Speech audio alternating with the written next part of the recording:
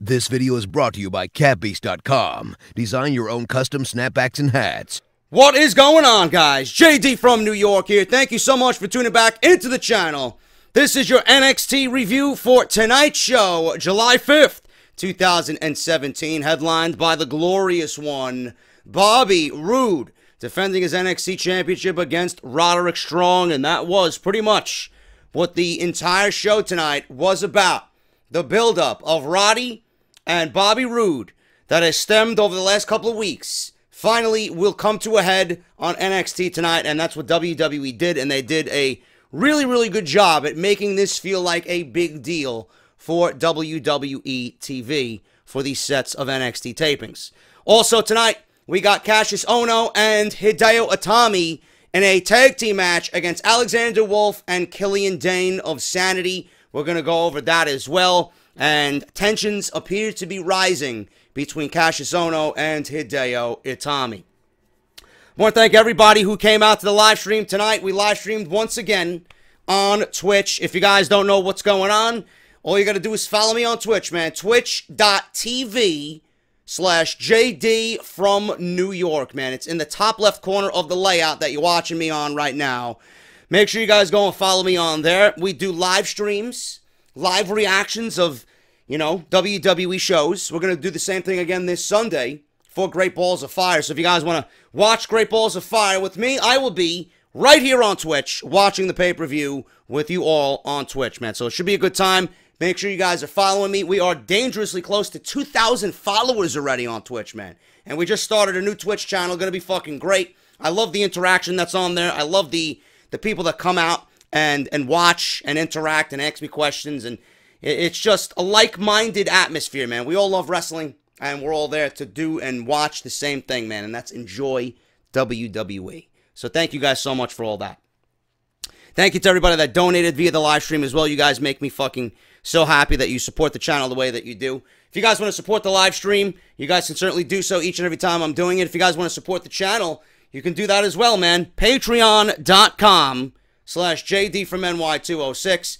$3 or more will get you off the script retro. As little as $1 a month gets you off the script each and every weekend early, and access to my Discord chat. So you guys can gain access to that and talk to everybody that's a part of Team JD, man. That's once again Patreon.com/JDFromNY206. If you guys want another great way to support the show, you guys can certainly do so. Audible is offering everybody who is new to the channel, everybody new that's listening to the podcast, you guys are going to get 30 days free to try Audible service out with one free audiobook of your choice. All you got to do is use our unique link, audibletrial.com/offthescript. Sign up, 30 days free. You're going to get your free audio book. A lot of you guys have signed up already, and a lot of you have cashed in on Daniel Bryan, AJ Lee, Justin Roberts' new book is out. And if you guys don't want any of that, you can even pre-order Jim Ross's new book coming out in October. Once again, that's audibletrial.com/offthescript, compatible with iPhones and Android devices, man. Thank you guys so much for showing love to Audible. Barbershop Window is having a massive sale tomorrow, and it's going to be 20% off everything via Pro Wrestling Tees and Barbershop Window. So if you guys are thinking about getting a t-shirt, an off-the-script t-shirt, tomorrow is the best time to do it, man. That's barbershopwindow.com/offthescript. You're going to save 20% off everything that you order for the rest of the week, man. So thank you guys so much. I believe the sale is through the 8th. I think it's for the rest of the week. So tomorrow, Barbershop Window, 20% off. Follow me on Twitter for all the appropriate details. You guys are going to fucking love this deal, man. 20% off everything on their website. Going to be a great deal. Take advantage of that. If you guys have not purchased anything yet for the Off the Script store, tomorrow's the best time to do it, man. So thank you guys so much for all that. Follow me on Twitter at JD from NY206 and hit that subscribe button down below with that bell for your notification. And once you hit the bell, please make sure you guys have all notifications turned on. Let's talk about this NXT show, man. But before I do that, I did upload Raw and SmackDown. If you guys missed the SmackDown live review, very funny, very logical in everything that I went through via SmackDown last night. That's live on the channel right now. Raw and SmackDown, if you guys missed any of that, those annotations, those links will be in the video screen that you're watching right now. So if you guys have missed any of that stuff, it is live on the channel right now. Let's start off with this, man. I want to start off with some NXT news. Tommaso Ciampa. As you guys know, Tommaso Ciampa and Jonny Gargano, one of my favorite teams in all of WWE, known as DIY. We've seen the betrayal angle at NXT TakeOver Chicago, where Tommaso Ciampa pretty much said, fuck you, to Jonny Gargano, and turned on his partner right in front of the Chicago faithful at TakeOver Chicago. And it was so beautifully done that it brought back memories of Shawn Michaels throwing Marty Jannetty through the barbershop window. That was one of the best tag team breakups I think I've ever seen. And WWE and everybody with NXT who was involved in NXT just got it right.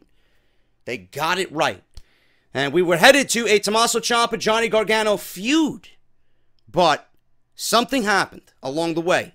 And we won't be seeing this feud for the remainder of 2017 and for the first half of 2018. Jonny Gargano is going to be without Tommaso Ciampa. This was supposed to be the biggest feud of both of these guys' career. And now Gargano is coming back to NXT next week. They already hyped his return to NXT next week. But Tommaso Ciampa, we won't be seeing him until March 2018, man. They failed to capture the NXT Tag Team Championships from the Authors of Pain at that show. Ciampa revealed after that he was offended that while rumors about his injury were surrounding him, that most people were expecting him to be replaced. Tommaso Ciampa came out and said, you know, everybody on social media was lobbying for Jonny Gargano to get rid of me and replace me because they knew I had injured my knee at a house show. A lot of people are excited to see this feud between the former best friends, but now we pretty much all collectively have to wait. Ciampa also suffered a torn ACL injury during the ladder match with the Authors of Pain at Chicago, which now requires surgery. He is expected to miss a significant amount of time, but the fans remained hopeful that a timetable would be soon for him to come back and rehab, and we would see him return this year, and that Gargano and Ciampa would start sooner rather than later. It is now being reported that Ciampa's timetable for his return may keep him out of the ring until March 2018. So we might not see this feud until WrestleMania and TakeOver New Orleans. So, you know, it's looking like we're not going to get it until then. But, my God, what a stage that would be for that match to actually take place. Pick up the pieces and take part and take over New Orleans and have that feud rekindled WrestleMania weekend. What a moment that would be, huh? So you got to look at the bright side of things. Right now, we're not going to get it. It's not going to happen at Brooklyn, which was supposed to be the plan. But now, we all want Ciampa to get better and come back better than ever, 100%. And we can only hope that Gargano doesn't get injured in that time frame, and that we do get the feud at TakeOver New Orleans for WrestleMania weekend. Now, according to a new report, Tommaso Ciampa's recovery will force him to miss the rest of 2017. His return to NXT programming could happen around the Royal Rumble, but that seems to be very optimistic as of this report. It's being said that he may not be able to return to the ring until March, which is cutting it a bit close to TakeOver New Orleans, which is expected to take place during WrestleMania 34 weekend. Ciampa's injury is really bad luck because the momentum of this rivalry that happened at Chicago TakeOver would have catapulted both men into single stars together over the summer in NXT. The WWE Universe is now going to have to wait for roughly a year to see the rivalry come to fruition. Ciampa will be stuck on the shelf, but the most pressing issue is bringing back Jonny Gargano to NXT TV and booking him properly. Gargano hasn't been featured on NXT since Chicago, but his absence has been explained by Ciampa's attack on him, and doctors have refused to release any medical updates to buy time until after NXT officials had a timetable for Ciampa's return. Now Gargano is being hyped up to be returning next week during NXT TV. He will likely receive a massive babyface run when he returns that will eventually lead to Tommaso Ciampa's return next year. The feud for Jonny Gargano and Tommaso Ciampa may not be going according to plan right now, but there is still a ton of potential for their rivalry to catapult them into superstardom whenever both men are finally healthy at the same time. For the next several months, NXT fans need to be patient to keep the momentum of their rivalry going until Gargano and Ciampa can finally actually happen next year, hopefully at TakeOver New Orleans, WrestleMania weekend. It really does suck, man, and I made mention of this, and I talked about this a couple weeks ago during the NXT reviews. Tommaso Ciampa being out, I can deal with it. I can deal with it as long as you build up Jonny Gargano. Now, this would be a perfect scenario. Not even talking about everybody else that could benefit from this. But, again, I'm going to mention it, and I hope WWE does something with it, man. I'm not one to add more titles to a company that has already enough titles as it is. But NXT could certainly use something for guys like Jonny Gargano to fight for. I don't see Jonny Gargano fighting for a world title. I would love to see Jonny Gargano fighting for a world title. I could see, or I can see, and I can see a lot of you thinking the same way that I'm thinking. I see a lot of Daniel Bryan in Jonny Gargano. Jonny Gargano is one of the best sellers. He's one of the best baby faces in WWE. His reactions and the way he sells whatever he's doing to the audience is fucking phenomenal. He makes everything feel so believable, and you're pretty much forced to get on his side. You're forced to cheer for this guy because you want to see him overcome all the odds. You know? I think a mid-card title for Jonny Gargano would be absolutely picture perfect. Picture perfect. You hold the tournament later in the year, you get the new title made, you set out a tournament of whatever, man, 8, 16, 32, whatever you want. Whatever you want. And you go through the tournament, Gargano wins this new mid-card title for NXT, you know, towards the end of the year. You have him hold the title till WrestleMania weekend. Or if you want to do it early next year, have the finals conclude at New Orleans TakeOver. Have the finals conclude at that TakeOver where you can reintroduce Tommaso Ciampa and the feud can begin again. Tommaso Ciampa comes back. He's wanting Gargano. He fucks over Gargano after he wins this mid-card title. And you have Tommaso Ciampa and Jonny Gargano fight throughout the summer over this mid-card title for NXT. That would be the perfect situation if WWE wanted to introduce a mid-card title to the yellow brand. I love it. I love it. Now, will we see that happen? I don't know. I don't know. I haven't heard any rumors or anything about a mid-card title. This is merely fan speculation right now because there's a lot of guys on NXT that, you know, while the main event scene usually has 2 guys competing over the world title, there's nothing underneath them.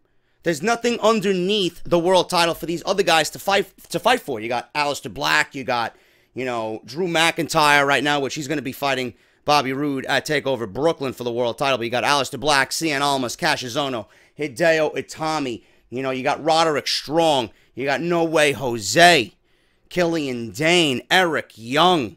There's a lot of guys there that could benefit from a mid-card title.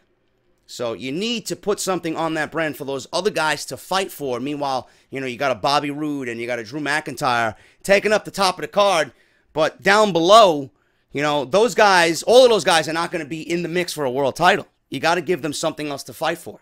And I think Jonny Gargano is going to be mixed into that group that I just mentioned. Tommaso Ciampa is going to be mixed into that group when he comes back. There's no better way to build this feud around Gargano and Ciampa again, you know, than with a mid-card title. So I hope WWE goes that route.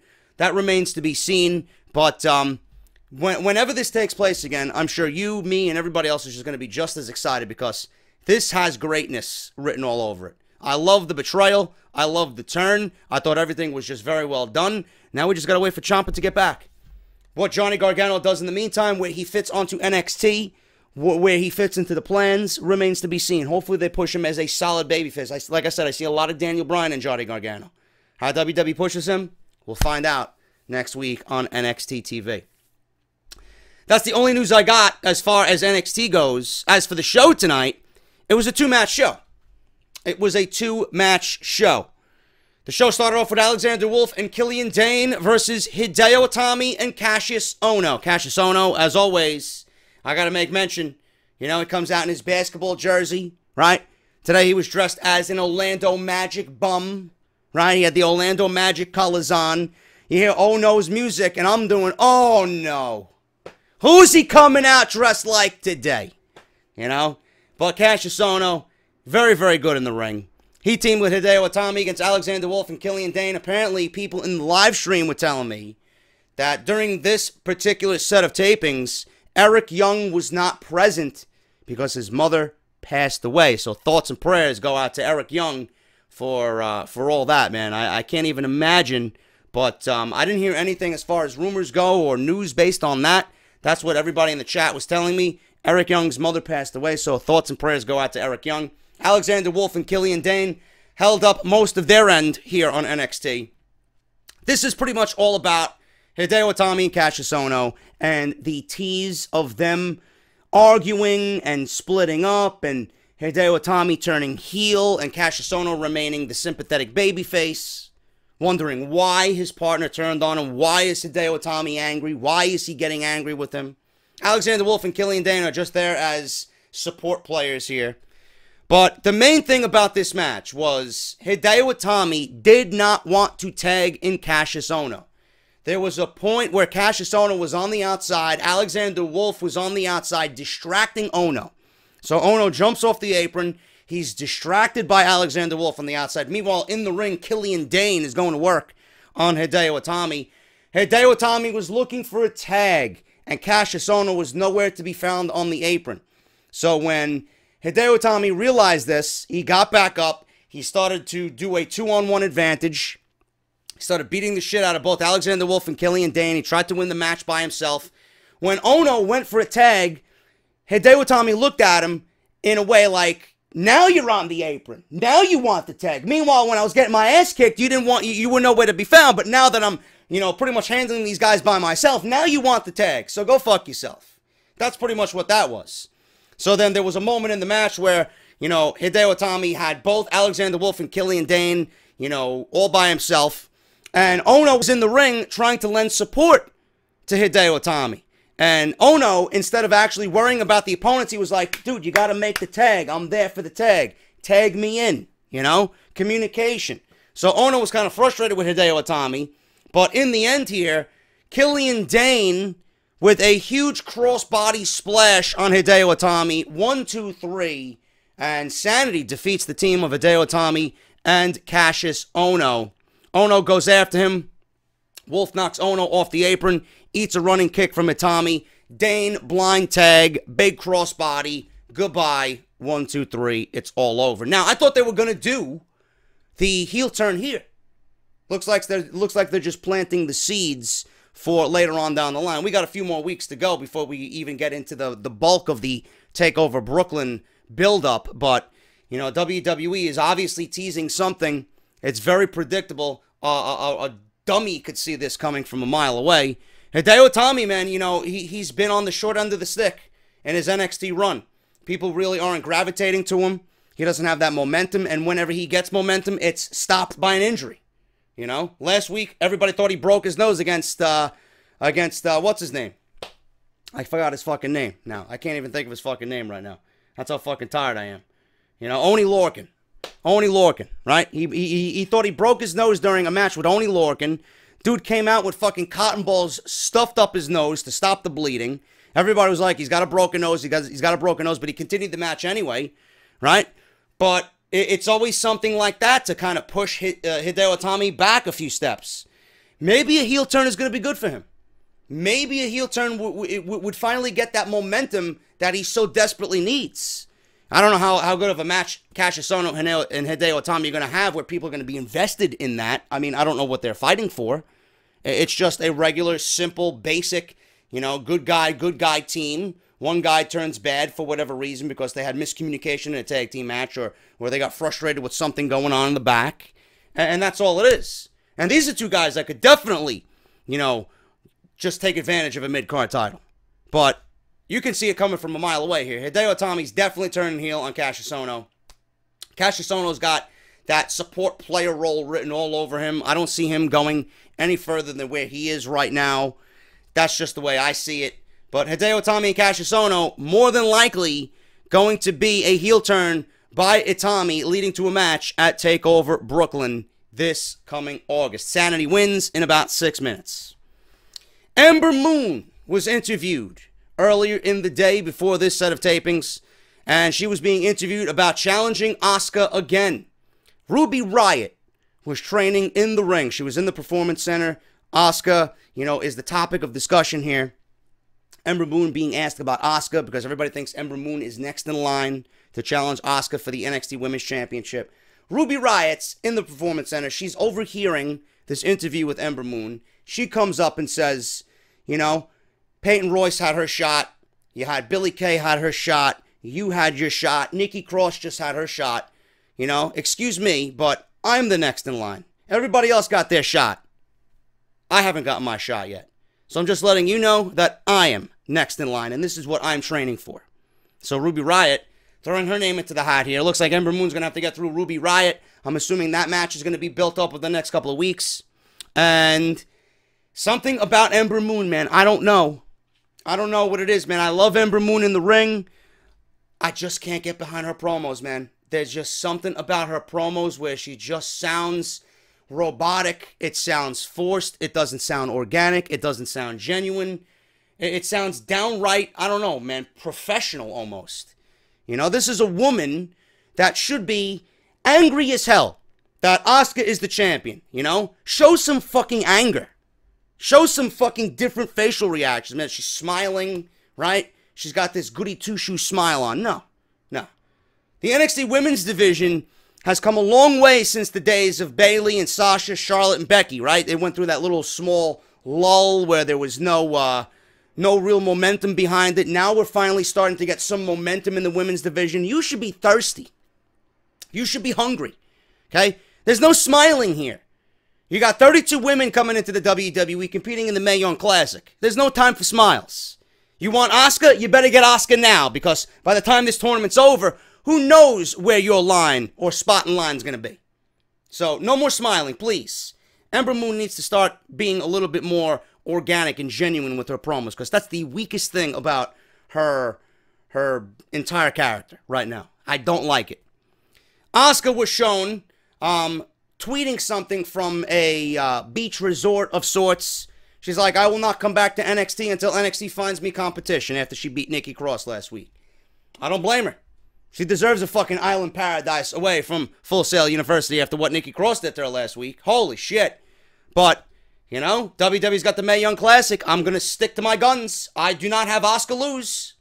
I do not have Asuka lose to Ember Moon, to Ruby Riott, to Peyton Royce, to anybody. I have her retire undefeated in NXT.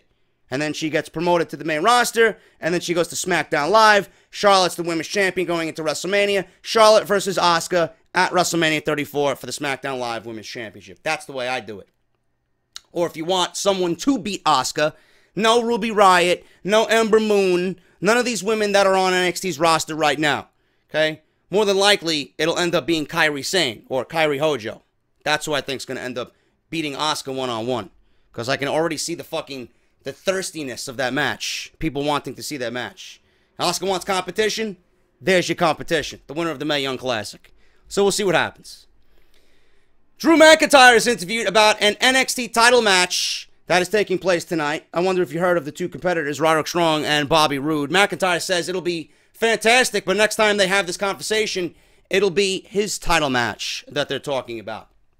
He says that past champions were considered the leaders of the industry, and he wants to be the next in line. The Kevin Owens, the Sami Zayns, the Nakamura's, the Finn Balor's, the Samoa Joes. He wants to be in that league of champions for NXT.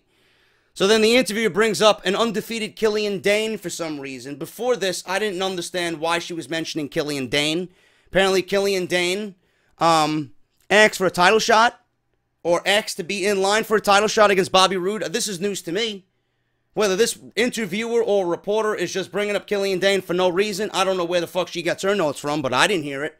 I didn't hear anything about it last week. I didn't hear anything about it this week. Apparently, Killian Dane, in a WWE.com exclusive, attacked Drew McIntyre. So I don't know what's going on there. It looks like they're headed for a match. But all roads lead to McIntyre and Bobby Roode at TakeOver Brooklyn. Okay? So that's the way I see it. Tommaso Ciampa, we talked about him. He's going to be out till March 2018. Jonny Gargano returns to NXT and Full Sail University next week. We got an interview with Peyton Royce and Billie Kay. They are interviewed about the Mae Young Classic. They said that they don't care about it because they are not in it. They feel disrespected and upset that Peyton and Billie, didn't get anything for her birthday.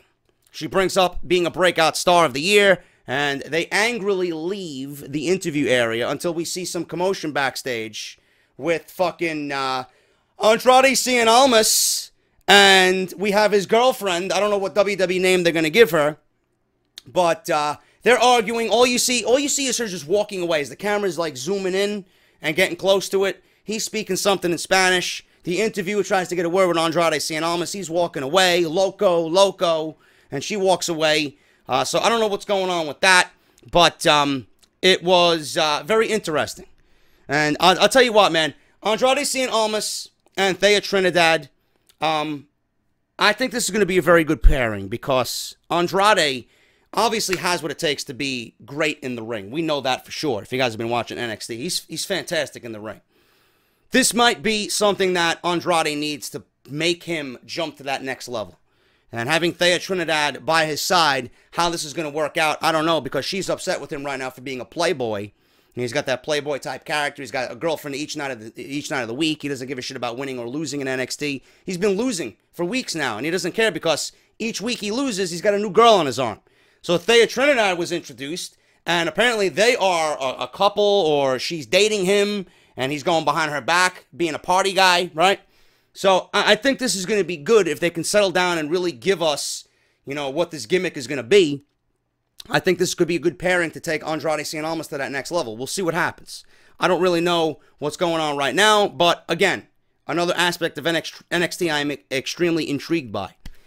They showed footage of the Mae Young Classic. If you guys were not aware, there was a Mae Young qualifier that was put on YouTube, on WWE's YouTube, between Bianca Belair, which I will talk about in a second, who defeated Aaliyah. And if you guys want to go see that match, it's about a 9-minute affair with Mauro Ranallo calling the action. Bianca Belair defeated Aaliyah. She is now in the tournament for the Mae Young Classic. Apparently, Bianca Belair is the cousin, or is related to Will Smith. Will Smith. We have a relative of Will Smith in the Mae Young Classic. Now, I didn't even piece this together until I heard this in the live stream tonight.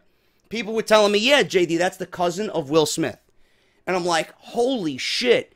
The Fresh Prince of Bel-Air, Bianca Belair. I had no fucking idea, man. Look at that. You put 2 and 2 together. Now you know where they came up with her last name. That's fucking great. And she was very impressive in that match. She's got a great look to her. I can't wait to see what she does in the Mae Young Classic. Who knows, man? We could be seeing Bianca Belair, the cousin of Will Smith, win the Mae Young Classic and fight Asuka for the NXT Women's Championship. We'll see what happens, but I just wanted to run that information by you because I found that to be very, very interesting indeed. NXT Championship match was the main event. Bobby Roode versus Roderick Strong for the NXT Championship. The one thing I love about NXT, man, is the way that they build importance for their main events. When it's a big deal, they make you understand that it's a big deal. They make it feel like a big deal. We don't really see NXT Championship matches on NXT television. We don't really see Universal Championship title matches on Monday Night Raw. We don't usually see WWE Championship title matches on SmackDown. But I think we should start seeing WWE title matches on SmackDown. I think we should start seeing Universal Championship matches on Monday Night Raw. That's why I've been lobbying for Brock Lesnar to drop the title to somebody who's a full-time guy on Monday Night Raw so that the title can be on Monday Night Raw. I don't like that those titles are not defended on television. It makes the show more important and it makes the title more important when it's defended in a big manner. We don't usually see an NXT Championship match, but when we see it on regular television on a Wednesday, it's a big fucking deal. And WWE makes sure that you know that. This was made to be a big deal. Roderick Strong's been made to be a big deal with the video packages, with the fact that he's been overcoming all the odds, that he just had a new kid. They're documenting his marriage, his relationship with his mother, where he came from, how he was raised in Florida, living in the trailer parks. Everything came together beautifully here. Then you got a heel like Bobby Roode, who is, to me, the perfect wrestler. You know, my buddy Justin LeBar, you know, he went to a show, I believe it was at the Mohegan Sun. I'm not sure if it was the Mohegan Sun or if it was the last time SmackDown was in Pittsburgh. He always stated that he thinks Randy Orton has the perfect makeup of the perfect wrestler. If you look at Randy Orton and you look at Randy Orton and what he embodies, to him, Randy Orton is the perfect pro wrestler. I'd have to go a step further. I think Bobby Roode is the perfect pro wrestler. He's got the look. He's got the entrance. He's got the theme. He's got the in-ring ability. You look at Bobby Roode, he is the personification of what a world champion should look like, man. The guy is fucking great. And I think Bobby Roode is going to fit beautifully on SmackDown Live. I really do. That's where I hope he goes, because I think Bobby Roode against AJ Styles, Bobby Roode against Nakamura, you know, Bobby Roode against John Cena. Those are matches I love to see, man. That's fucking epic right there. So Bobby Roode he's just got the perfect makeup of a world champion. And WWE makes him and the title feel fucking important. And they've done that with everybody before Bobby Roode. They've done it with Nakamura. They've done it with Balor. They've done it with Sami Zayn. They've done it with Samoa Joe.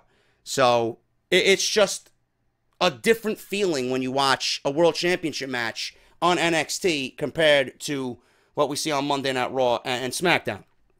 But the match itself did a fantastic job at building Roderick Strong up as an underdog. They wanted you to believe that Roddy was going to win this match. And they showed it early on that Roddy had a very, very good chance of winning the world title. But it all came down to one mistake. He got his leg caught in between the turn post, the steel post, and the steel steps. Bobby Roode took advantage of that. He kicked the steel steps, and that's what got the story going here, was Roderick Strong's knee, right? Roddy started off with the fucking backbreakers. He started off just pummeling Bobby Roode. Bobby Roode, every time Roddy hit one of his signature backbreakers, Bobby Roode would roll out of the ring because he knew that's Roderick Strong's bread and butter. You go to the backbreaker, you got to get out of the ring because that's what Roddy does. He pounds you and pounds you and pounds you until he gets that backbreaker going, right? So every time Bobby Roode was hit with a backbreaker, he'd roll out of the ring until that one moment where Bobby Roode took advantage of the knee. He started doing submission holds, working on the knee. Roddy then tried to come back with more backbreakers. He did a beautiful fucking backbreaker on Bobby Roode that I thought, you know, fucking just leveled him completely. I cringed at the thought of just looking at Bobby Roode in these backbreakers, man. Roddy has some of the sickest backbreakers I think you'll see in the business. So Roddy follows with a backbreaker, hits Roode across the top turnbuckle with a backbreaker. And at this point, this is where the action's really picking up, man. Roode rolls to the outside to pretty much protect himself again. And they trade blows. Strong gets sent towards the referee. He went for a jumping knee on Bobby Roode. He stopped himself dead in his tracks. And Roddy stopped himself before he nailed the referee and got disqualified. Roode hits a glorious DDT, but Roddy kicks out. Roode then mocks the family. He goes out and starts insulting his wife. Bobby Roode is insulting Roddy's wife at ringside. Roddy's wife was sitting at ringside. His mother was at ringside. Bobby Roode is fantastic. He picks Strong up. Strong was playing possum. He hits a fucking sick as fuck knee. Running knee in the corner. Big scoop slam. Suplex. Crowd goes crazy. He hits the end of Heartache and gets a 3 count. But Bobby Roode had his leg underneath the rope. As the referee came down with the 3 count, his foot was already underneath the rope. Roddy thinks he wins the fucking title. He goes out to hug his wife. Right, everybody's celebrating. The referee's like, no, it's not over yet. It's not over yet. So he goes over to hug his fiance. Roode jumps on Strong while the referee is trying to explain things to the timekeeper. Knocks him off the apron, right into the guardrail. He delivers a glorious DDT right in front of his fucking wife. And then he rolls him right back into the ring. Another glorious DDT. 1, 2, 3. Bobby Roode retains the fucking title. 17 minutes and a great main event on NXT. I could have done without the false finish, but I understand why they did it. They wanted to get more sympathy on Roddy. They wanted to make him look like a legit star tonight. They did it. I didn't think it was needed. I thought that would have been great if Bobby Roode kicked out of the end of Heartache, but they didn't want him to kick out of it, so they went with the false finish. But after that, Roddy celebrated. He didn't realize that Bobby Roode's foot was underneath the rope. He went to go hug his wife. Bobby Roode knew that the match wasn't over. Right in front of his wife, a glorious DDT. Another glorious DDT in the ring to win it. Bobby Roode is still your NXT champion, man. This was a great match. The story with the knee, Roddy's underdog mentality coming through, the sympathy that was created with his wife and his mother sitting at ringside. Bobby Roode's still the man in NXT. And now, I'm assuming, if everything goes well with Drew McIntyre, that he goes through Killian Dane, which I'm assuming he will, we're going to get Bobby Roode versus Killian Dane. Or Bobby Roode versus Drew McIntyre, rather, at TakeOver Brooklyn. So, good things to come from NXT. A great main event. Bobby Roode still the NXT champion. 17 minutes with a glorious DDT. If you guys missed it, I highly recommend you go out and watch it tonight. Great main event. And that is your NXT review, man. Roddy looking strong. Roddy needs that mid-card title, man. He needs something to fight for. Obviously, he's got the fucking crowd backing. He's got the in-ring ability. He needs something to fight for. Because where does he go from here? You know, he's already lost to Bobby Roode. Where does Roddy go from here? I don't know. Where does he fit into the plans for TakeOver Brooklyn? Will he even be on the show? I don't know. A mid-card title is needed. And Roddy is one of those guys that would benefit greatly from a mid-card title. But thank you guys so much, man. That's your NXT review. If you enjoyed the video, hit that thumbs up. Follow me on Twitter at JDFROMNY206 and subscribe to the channel down below. You guys got WWE 2K17 Dream Matches coming up tomorrow. Tag Team title match, man. Ring of Honor Tag Team titles on the line. Not going to say who it is, but it does include the Young Bucks. Thank you guys so much, man. I will see you all tomorrow and then Friday for Off the Script. If you missed Monday Night Raw and SmackDown Live reviews, they are live on the channel right now. And thank you to all, once again, who came out to the live stream. I am JD. Thank you all so very much for everything all week so far. Great week still yet to come. And I will see you guys tomorrow with more content right here on the channel. Have a great night, and I'll talk to you guys later.